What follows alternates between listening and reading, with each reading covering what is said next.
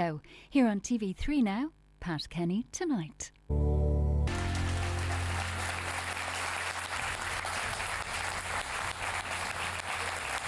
Good evening and welcome. Tonight, the repeal of the 8th Amendment. As the Citizens' Assembly finishes its work, we'll hear the arguments for and against as it shapes up to dominate the political agenda in the months to come. March. Now, this Saturday, the Citizens' Assembly on the 8th Amendment to the Constitution meets for the 4th time. The Assembly was convened, made up of a representative sample of views, to try to reach some consensus which it could recommend to government. This was an attempt by the Taoiseach to avoid the historically strident and nasty debates of the past. Come up to the table, sign the petition, show your support to repeal the 8th Amendment.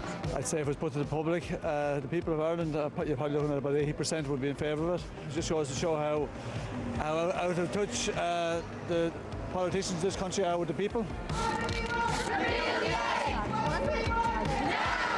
What the government has committed to doing, and it's now up and running, it's establishing a Citizens' Assembly. We can have this conversation in a mature way, unlike the way it's happened in the past. Grace is proof that the diagnosis we were given, we were told 100% that she would not survive, and she did. Now, later we'll be hearing from doctors for and against the repeal, and we'll also hear arguments from both sides of the debate with our panel guests, Maria Steen of the Iona Institute and independent socialist TD Clare Daly. But first I want to go to someone in our audience, Jennifer Ryan. I mean, this is not just a philosophical argument as far as you're concerned, because you've had a life experience which would be informed by this debate. Yes, in 2012, when I was 22 weeks pregnant, we went along for our scan. And we were told then that our daughter had a fatal fetal condition. She had a fatal form of spina bifida. Her spine actually split from her shoulder blades down, and she had no kidneys, and then she had problems with her brain associated with the spina bifida as well. When there's no kidneys, there's no fluid around her, so my body was crushing her essentially as well, they told me. And when there's no fluid, the lungs can't develop, so she'd never have a chance to take a breath or be able to breathe. There was nothing. Was there any possibility that she would be born naturally at all?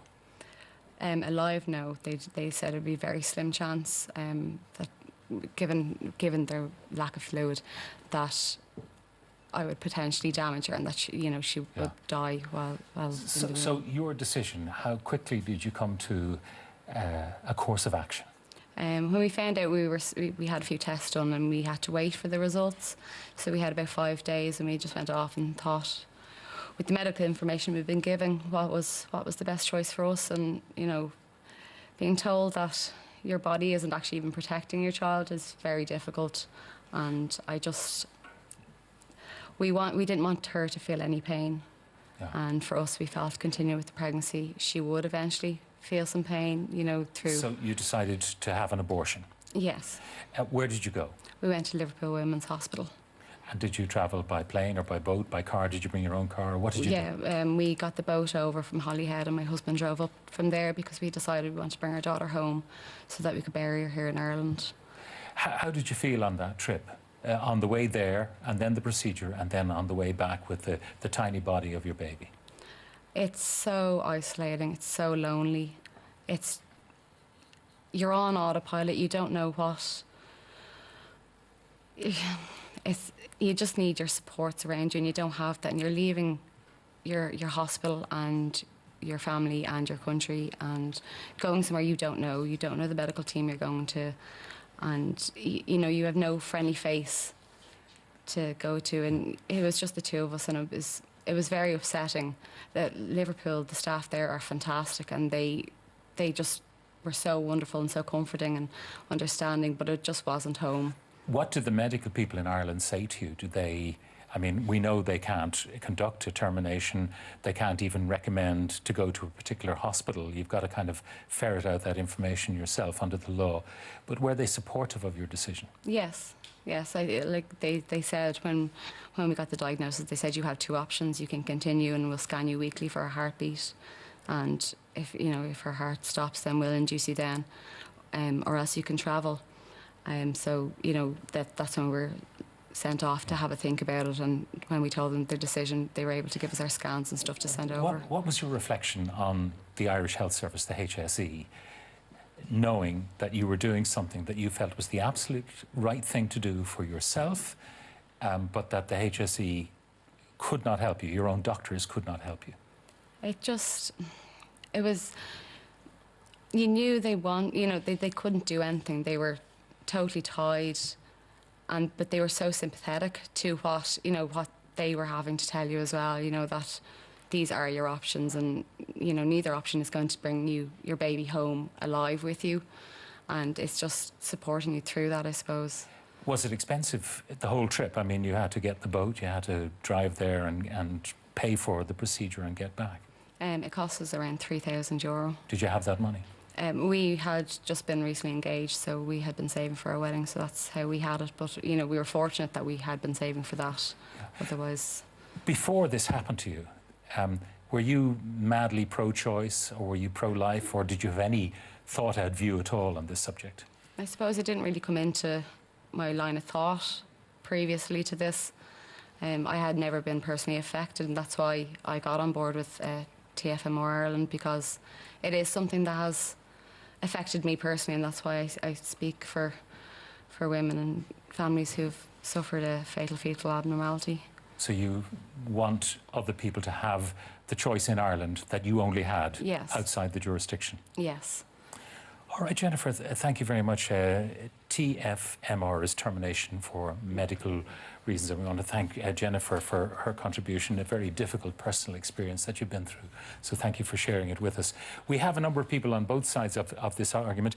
Ida Nick Vahuna, you're in favour of keeping the status quo, is that right? Yes, in retaining the 8th Amendment. I think what's being lost in this debate is the benefits, the goodness that the 8th Amendment has done to this country. It's upheld a culture of life. Because of it, if we compare statistics to similar countries, up to 30 lives a day are being saved because we still have not accepted that abortion culture, where abortion almost becomes an expectation and a pressure to have it. Okay. Once it becomes entrenched in saving society. 30 lives. You mean that people are going to have their babies at full term rather than have an abortion where it's readily available here? Yes, where it's readily, if we compare countries that are similar to ours, Pat, and we compare our abortion rates of our pregnancies, the rate of those which are aborted, we have a far lower, for example, compared to Britain, which we are very culturally similar to. Now you're kind of absolutist about this. You think we shouldn't touch the 8th Amendment because it vindicates the right to life of the child equal to that of the mother, and tries by the laws as best we can to defend and vindicate the right. So when you heard Jennifer's story and she made a decision which not many people would argue with, her personal decision, she was free to make it, but only by going to the UK. What do you say to someone in Jennifer's position tonight? Yeah, and I won't pretend that I know any amount of the heartbreak or grief that Jennifer went to, but I would like to live in a society where we don't see something as something which may be a huge illness. We don't see it as something which we must eliminate with death.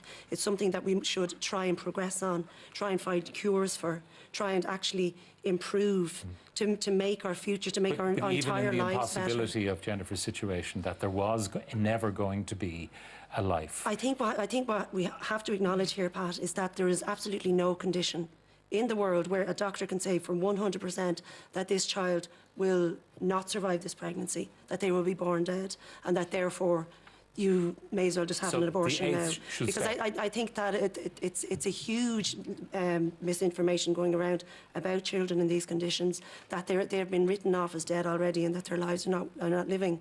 But really, should somebody's right to life and their humanity be something as subjective as that can be changed and taken away based on somebody's subjective opinion? Right, let's hear another view. Rita Harold, where's Rita? There you are, Rita. You're with the repeal bus. Now, what is that doing? So the Bus for Repeal is going to tour Ireland from Monday the 6th, in the lead up to International Women's Day, where women are going to be joining the Strike for Repeal, the Coalition to Repeal the 8th March at 5:30 at the Gardner Remembrance.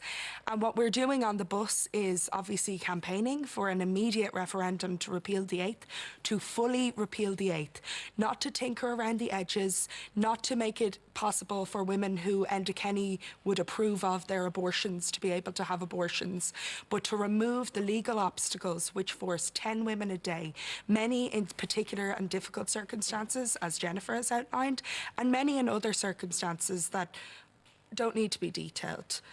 Those women need assistance. So you just want to go back, do you, to 1982, before the Eighth Amendment was put into the Constitution, where, was it the 1860 Offences Against the Person Act, which would make abortion a crime in law?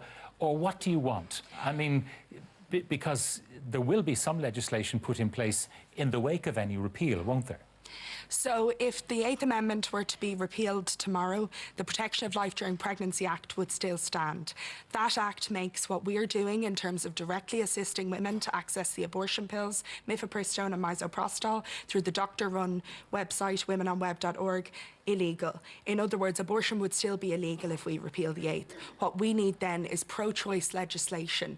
If you look at the situation in the United Kingdom, 50 years ago, they won a woman's right to choose, with legislation based around a woman's right to health. And that is effectively abortion on demand in the UK. Is that what you want here? Unfortunately, abortion is still criminalised in the UK. It is not abortion on demand. What we want is for abortion never to be criminalised. We want abortion on the request of pregnant people who do not wish to be pregnant. Mandy, what do you want to say to this? I worked in the UK in the 80s and 90s, and abortion on demand is the norm. There is nobody who's criminalised for accessing abortion. And the majority of my mothers, when they would book with me at 16 weeks, the first thing that we would say, congratulations, and it's great that you're pregnant, but now we're going to do some antenatal testing to see if your child has this condition or that condition. And so therefore, society was saying that it's not all right to have a child. Like if you had cystic fibrosis, you would be offered a termination of pregnancy. So it was stigmatising families, and if they chose to hold on to their babies. Are you saying that if someone had a child with a disability, that people would ask, maybe not openly, but quietly, why didn't you have an abortion? That was what happened. And actually, some of my mums with their handicapped children would have been vilified because, oh, why you're putting a pressure on the state with this child? Why didn't you have it aborted? So your argument against repealing the Eighth is? My argument is that we need to be a holistic society, and we shouldn't segregate people because of certain conditions.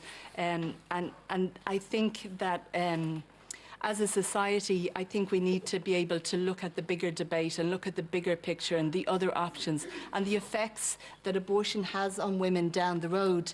And in my situation, we did statistics of the women in crisis pregnancies. Within 18 months, a large number would have conceived again.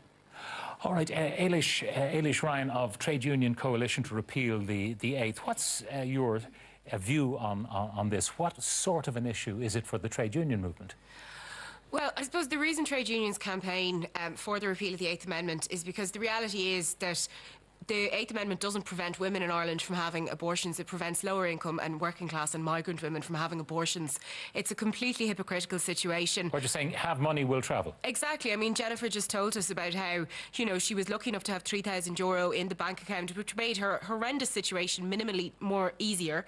But I would argue, I'd say if you did a straw poll and asked everybody here who's female, who's able to have a kid, whether they have €3,000 in the bank, I'd say there wouldn't be a majority who have it. And the reason trade unions have taken up the position of working for this issue is that Ireland has an abortion rate comparable to many other countries which have much more liberal regimes. In reality, working class women continue to travel, continue to be forced to carry pregnancies they don't want in Ireland, whereas in countries where you have free and accessible contraception, where you have good sex education, and where you have a welfare system which helps women to have kids when they want to have them, you have much lower abortion rates. So those are the things that are is proven. the trade union movement looking for? Are you looking for abortion on demand as... The trade union campaign is campaigning for the repeal of the 8th Amendment. We haven't... you haven't formulated the kind of law you'd like to see post-repeal. But as Rita said, it's a moot point because of the fact that there is extremely conservative legislation, which we certainly don't agree with, criminalising abortion at the moment. OK, thank you, some of our audience participants, for joining in. We'll have more later on, but we'll have more on this from our panel after the break. Welcome back. I'm conscious we have a lot of younger viewers, so a little bit of history mightn't be out of place.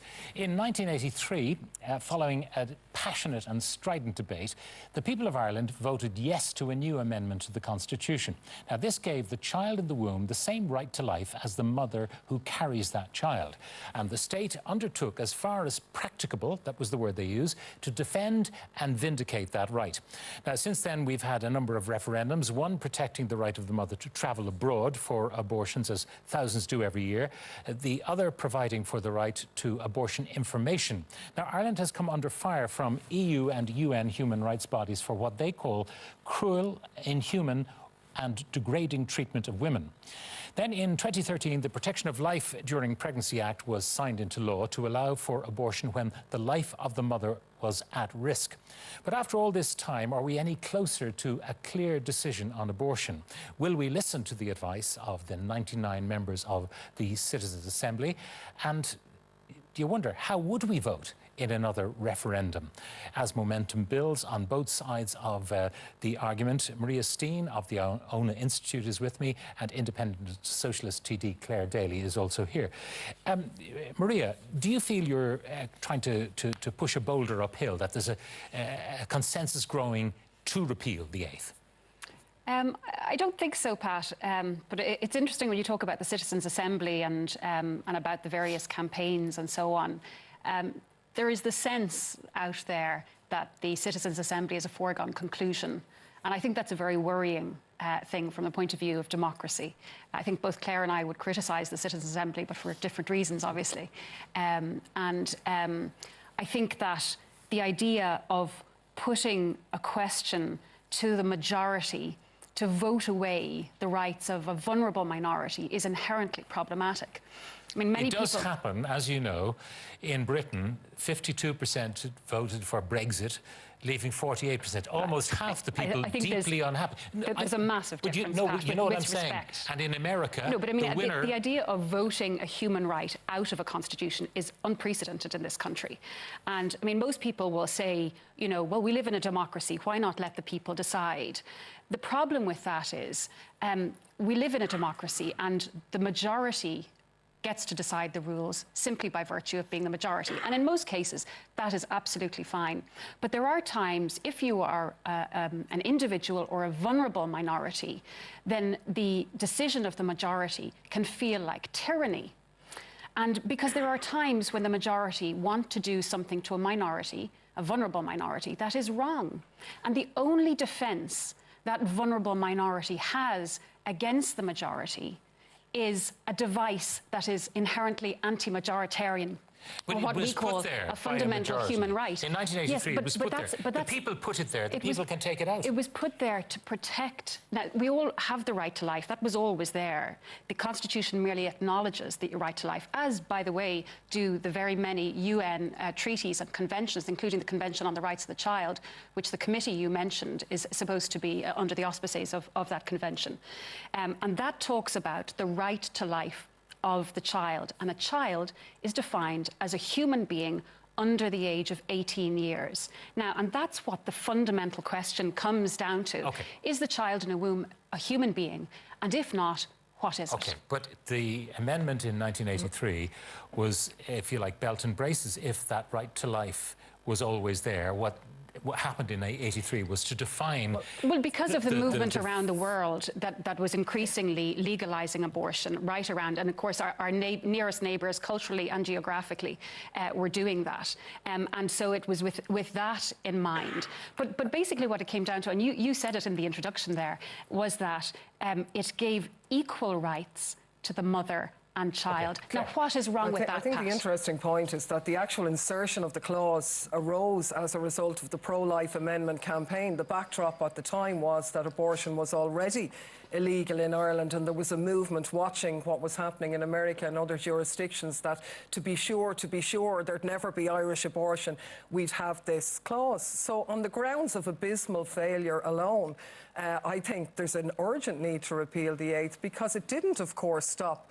Irish abortion at all. It only ensured that Irish abortion would carry on in England or in Holland, or now illegally with the purchase of abortion pills over the internet. And what we have now actually is a monument to her hypocrisy, because not only do we have the 8th Amendment, but on top of that, Irish women have actually got a constitutional right to an abortion, but only if we have it in a different jurisdiction. I mean, I think that's utterly ludicrous. But here's the difference between you and Maria. Maria is saying that there's no one to vindicate the rights of the unborn if someone assaults that unborn child, except the protection of this amendment. Now, I think it's incredibly derogatory to the women of this country and to the majority of people. And the majority of people, well, that's my first thing I'll say, because, you know, people in this country voted, if you like, for the right to people to travel, women to travel to England for an abortion. So most people in Ireland actually see a difference, and they understand that women are responsible for their own autonomy, their own bodily integrity, and are best placed to make decisions that affect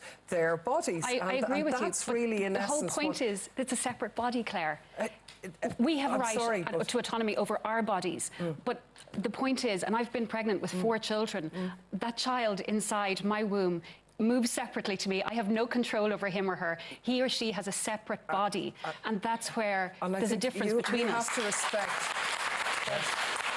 to respect that actually a majority of people disagree with that viewpoint, that they do not care a very small, in early gestation, in any case, a small bunch of cells, I'm sorry, is not equal to a fully grown woman. It isn't. A sentient, fully grown woman. And you made the point earlier about human rights, but actually the human rights that are being violated and have been adjudicated as so by the United Nations is women's human rights, subject and open to a degrading, inhuman torture and experience breaches of privacy and so on. So Ireland is actually obligated to correct these things in order to be minimum compliant in respecting the human rights of women and indeed their health. We need to expand abortion provision in Ireland. That's not an opinion. If I can come back just on the clump of cells argument. I mean, the fact is, if a scientist was to look at you or I under a microscope, he'd come to the conclusion that we're clumps of cells too. The fact of the matter is, when the women who travel to England for abortion every year, it's not a clump of cells that's being aborted. But the women who travel to England are mothers, or daughters, or sisters. Babies, in the main, they're people who already have children. But babies, for instance, up to the age of 12 weeks, which would be considered an early abortion by most people. Like, I saw my baby for the first time at 11 weeks gestation, 9 weeks after his conception. I could see his little arms and legs moving around. I had to have an early scan because I thought I was going to lose him. And you know what? The first time I saw him on that ultrasound, I fell in love with him. And I think that's why they don't let women see scans in abortion clinics, because they're afraid they might fall in love with their babies and think better of their decision. I'm very happy for your... I'm very happy for your narrative. And my own narrative was equally pleasurable as a mother. But the point is that other people have a different narrative, and people who want to continue with the crisis pregnancy would be unaffected by a repeal of the 8th Amendment. Their situation will not change. Nobody is compelled in Ireland to have an abortion. The only situation that will change is that the women who now have to travel at enormous expense and inconvenience and heartache, listening to Jennifer's story, it's utterly reprehensible, being exposed to, in essence, torture, will be able to get that routine medical treatment at home, surrounded by family and friends, with less expense, as they do, for example, in Spain, where in the first trimester abortion pills are readily available. To clarify, you want the 8th repealed, and how far would you go? I mean, do you want abortion on demand? Do you want abortion up to 10 weeks, 12 weeks? I don't like that term. I think it's a bit flippant. We wouldn't refer to it as, well, on request. And and a medical treatment that is needed or somebody feels they're needed. Yeah, I mean, look, I think in order to progress the situation, we need to certainly repeal the 8th first. I'm in favour of the Oireachtas then legislating for broader circumstances than that. What term limits would you put on My it? personal view on that, I don't see term limits. The experience would show that, if you like, in the main, in countries where abortion is legal, the overwhelming majority of abortions are carried out in the early stages. But for the small number of babies, you're happy that they be aborted right up to birth? Very specific circumstances related to the health of the mother or the baby. In the case of Jennifer and the other parents, where the fetus could not survive. I want to go to Maria. It's legal in England right up to birth in the case of any kind of abnormality. But Maria, in your case, it's absolute. The 8th should stay in place. Pat, I have to take issue with you using that word, and you used it to a lady in the audience as well. Like, would you call yourself? Well, I'm talking about Jennifer's situation. I'm talking about rape. I'm talking about incest. I'm talking about children in the womb who have no possibility of any kind of meaningful cognitive function. Are there any circumstances in which you think it is permissible by law to kill a completely innocent born human being? Of course not. Are you absolutist? I think in that regard, yes. And is that a bad thing? No, I mean, the point that we're debating here is whether or not there are circumstances when an unborn child of a few cells or of millions of cells is, if you like, the property of the woman, part of the woman. The property of the woman? My daughter is not my property any more than I was the property of my parents. I am a guardian of my child until she reaches adulthood, but she is not my property. And her human rights... Her human rights should not depend on her geographical location, whether she's inside my womb or outside my womb. It's just a physical reality. Exactly, it's a physical reality. Of course, and you're saying depends you want to discriminate on the basis that she's inside my womb rather than outside my womb. No, what I'm saying is that there isn't an equality there. It isn't an equality of scheme. A fully grown woman, and let's look at the facts. Now, hang on a second. I haven't interrupted you. Okay, all right, go ahead.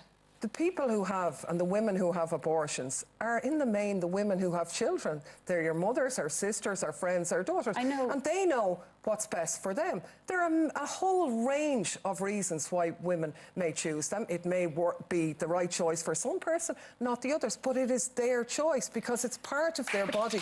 And the opposite of what you're saying is that somebody faced with a crisis pregnancy becomes devoid of consent in terms of medical procedure, becomes in essence a vessel. I would never say that. Well, that's the reality. If they're a vessel, if they had to carry a pregnancy that was brought about by rape, if they had to carry a fetus that had no prospect of life, if their health was going to be impaired, what you're saying is they're a vessel and their rights are subservient, actually, to that of a fetus. Last word in this part. I don't say that at all, but you mentioned that there are no term limits. Are you saying that a baby at 38 weeks is substantially different or should have different rights compared to a born child of 2 weeks of age? What I'm saying is it's utterly ludicrous to think that somebody would go through a pregnancy at 38 weeks and decide, you know what, I don't think I'll bother with it. If there are reasons, there are very valid reasons for the mother or the baby's health. Doctors for and against the repeal of the 8th. That's coming up next.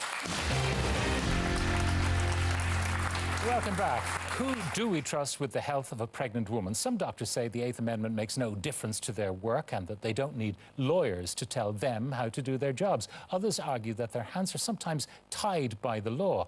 I'm joined now by two experts in maternity care with opposing views. Dr. Peter Boylan, chairman of the Institute of Obstetricians and Gynecologists, and Dr. John Monaghan, obstetrician and gynecologist with some 30 years' experience. John, first of all, have you ever felt pressure from the 8th Amendment in terms of your work? I can honestly say I haven't felt any pressure. I appreciate the history lesson you gave at the beginning because I was thinking to myself when you mentioned that, how far back does my own view and my attitude towards the amendment go? And in fact, it goes back before that. I remember being in secondary school when the British abortion law came in 1968. I was 15, I think, and having a furious argument with my best pal in school about it. And I remember there was an expression that time of somebody who was pregnant would be up the pole. And I remember he said to me, if my daughter was up the pole, I'd get rid of it. And I remember saying to him at the time, that's just not fair.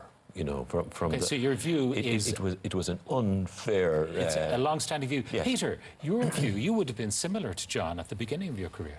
I think I would have been reasonably close, but as time went on and I worked in the United Kingdom in London and got to see a lot of what went on there, and became quite friendly with one of my colleagues who performed the late terminations for fetal abnormalities. And we had a lot of discussions because I came obviously from a very conservative background where abortion just wasn't an issue working in Ireland, but it was in England. And coming from Ireland, they didn't expect us to get involved at all. But I was able to have a lot of discussions with this colleague. And I began to understand that somebody from a different view, from a different background, different religious, cultural background, could hold a different view and remain a civilized person. And then I came home and I worked in Ireland for a while, and then I went to the United States as a visiting professor at the University of Texas. And again, I saw a multicultural society with different people having different views from different backgrounds, all of them very, very civilized people. And then I came back again, back to Ireland in 1988, and I've been working here ever since. And I just began to see that life is untidy, it's complicated, people have different views. Other countries have sorted this out, and we don't regard them as uncivilized. Do you feel, as a doctor, that sometimes your hands are tied, or you second-guess yourself because of the 8th? Yes, undoubtedly. Does it happen frequently? No. The Protection of Life in Pregnancy Bill has changed things and made it easier to deal with women who've got serious health problems where they may or may not die, but you can't predict that somebody is going to die until they're dead. So when we're dealing with a woman who is at risk, whose life is at risk, you can't be certain that her life is at risk until she's dead. Okay. John, that moment where you decide a termination might be necessary to save the life, if you leave it too long, it may be too late to save the life. How do you cope, bearing in mind the 8th, with those decisions that you must make, you must have made at some stages in your career? On several occasions, which would be clearly etched in your mind, would have had to make very difficult decisions about balancing the well-being of a mother against her child. One has to go through that. And like Professor Higgins, who spoke to the Citizens' Assembly, I have never felt that the law was a relevant factor in me making that decision. And I was referring to history earlier on. The 8th Amendment, to me, has been an inspiration for one reason, really, in that it is, and it's highly unusual in the world, in that it accords rights to the unborn child. And as an obstetrician, I have always taken that as a very serious responsibility, that I have this child, this unseen member of the human race to look after. And that's a very important part of my whole approach to the patient and her child. Would you ever find yourself in a situation where you'd have to say no to someone who requested a termination on the basis, for example, as would be permitted under the Protection of Life in Pregnancy, the risk of suicide? That particular instance, I wouldn't like to comment specifically on that. But you understand that he could arise? I know that it does, and I know that the threat of suicide does arise. I don't think it's maybe helpful to go into the suicide question in the context of the Citizens' Assembly. But you were against that change too, weren't you? I was against the suicide provision, yes. I didn't believe that it Peter, what are you in favour of? Evidence. I mean, how far would you like to liberalise the regime here? Well, I think, first of all, we need to repeal the 8th. That's, I'll be very absolutely clear about that. What legislation is put in its place then is up to the legislator to decide, following consultation But as a doctor, what's needed, do you think? I mean, do you need to legislate for rape, for incest, for fatal fetal abnormalities, and whatever else? And serious threat to the woman's health. Could I ask, does Dr. Boylan accord rights to the fetus, to the unborn child? In looking after women during pregnancy, we're looking after two patients. We're looking after the baby and the mother. In conditions, the baby in the womb is in an intensive care unit. So let's take the case of a baby who's not going to survive beyond a minute or two or an hour or whatever after birth. They got a condition from which they're going to die, and we know that. Anencephaly is the classic, or a baby who has no kidneys. They will die. There's no question about that. So when one of our audience members says no one can say for sure that a baby's going to die, no, there are certain diagnoses where you're absolutely clear. But let me just expand on the thing about the intensive care unit. All around the country at the moment, there are people in intensive care units who are going to die if their supports are removed from them, their life support. A baby in the womb is on a life support machine. It's on a ventilator because it's getting oxygen from its mother through the placenta. It's on dialysis because kidneys aren't working. And it's also getting intravenous nutrition. Now, we are very happy to remove people from life support if they've no prospect of survival when the life support is removed. And that's the way that people need to think about children who've got babies who've got abnormalities when they're going to die. It simply is. I can't accept when that. a point comes where you might, for an older person, a person who's very deeply ill, you might withdraw life support. That the same might apply to a baby who's fetally scarred. The child it doesn't require machinery. It doesn't require an intensive care building. The child is in intensive care. The analogy is a little bit stretched, but if a child is in the womb and it's left there, it appears to me that Dr. Boylan wants to remove that on an elective basis because this child is not going to live. The child is going to live as long as it's left in its But when it eventually comes to term, it will be born. And it's born and it dies. I mean, yes. Does that make sense at all? It does make sense. It does make sense. Right. And you didn't... we had one side, we had one side of the story from the lady who went to Liverpool. There are many, many women who have had the opposite experience, who have cared for their child in utero until it was born, and they would describe the moments they had with their newborn child, even if it was only minutes, as some of the most precious moments in their life. Okay. And I have to emphasise that as a very important part of our care.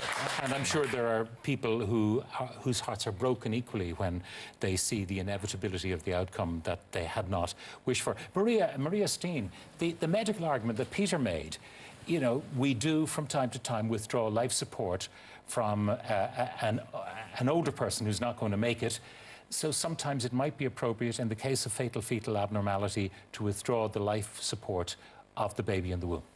Well, it was interesting because Peter talked about having two patients, the baby and the mother. And of course, when a doctor has two patients, he or she has a duty to each of them. But he also said in relation to the so-called fatal fetal abnormality, which at the Citizens' Assembly, both the medical and legal experts have said that is not a term that is appropriate or used in practice. But Peter said, they will die, there's no question. But just earlier, he said, we can't predict when someone is going to die until they're dead. So, let's be very clear here. Medically and scientifically, a fatal fetal abnormality is a condition which is incompatible with life. Now, it may be the case that that fetus is born for a minute or an hour, but it has no prospect of sustaining life if it has no kidneys, no brain, and there are conditions which can be diagnosed by the medical profession. Yes, I would agree with John 100%, and I have personal experience of looking after women who are carrying a baby with anencephaly, for example, who have gone through the pregnancy and have been rewarded with a couple of minutes of life with that child. That's their choice, and they need to be supported in that choice. All right. But if they make the choice, and I've had experience again of this, of a woman who's gone through a pregnancy like that, on the next pregnancy she's come back, the same thing has seemed to be happening, and she said, and a couple have said, I just can't do this again. I want to have a termination. But Peter, are you That's their choice, and that choice should be respected.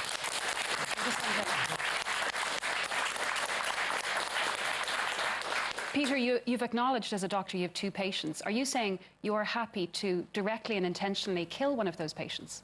No, what I'm saying is that you remove them from the life. Hang on a second. You remove them from the life support system.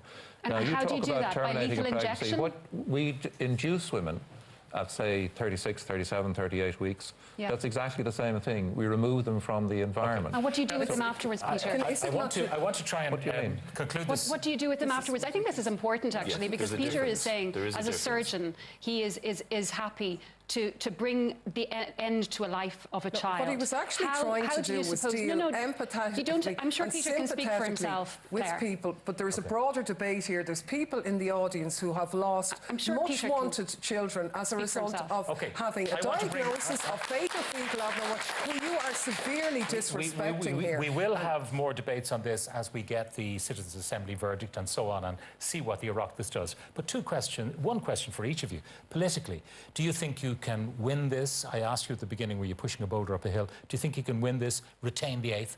I think if there is a proper debate on this issue, and if people are exposed to all the different aspects, including the right to life of the child and the reality of what abortion entails, not just for the babies, but also for mothers who suffer afterwards, I think there's a very good chance. And finally, the point I want to put to you is that referendums are unpredictable things. At the moment, the polls would tell you that you can get it passed.